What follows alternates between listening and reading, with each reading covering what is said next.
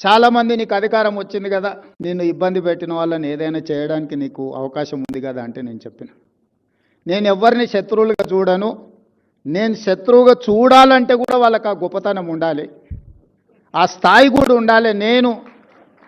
ఒక సామాన్యమైన గ్రామీణ ప్రాంతం నుంచి, వ్యవసాయ కుటుంబం నుంచి సరిగ్గా 17 సంవత్సరాలు 2006లో జిల్లా పరిషత్ మెంబర్గా ఇండిపెండెంట్గా గెలిచిన, 2007లో ఎమ్మెల్సీగా ఇండిపెండెంట్గా గెలిచిన, 2009లో మొదటిసారి ఎమ్మెల్యేగా గెలిచిన, 2014 రెండోసారి ఎమ్మెల్యేగా గెలిచిన, 2019లో పార్లమెంట్ సభ్యుడు, దేశంలోనే పెద్ద పార్లమెంట్ నియోజకవర్గమైన మల్కాజ్గిరి పార్లమెంట్ సభ్యుడిగా గెలిచిన, 2023లో తెలంగాణ రాష్ట్రానికి ముఖ్యమంత్రిగా కాగలిగి, గ్రామీణ ప్రాంతం నుంచి వ్యవసాయ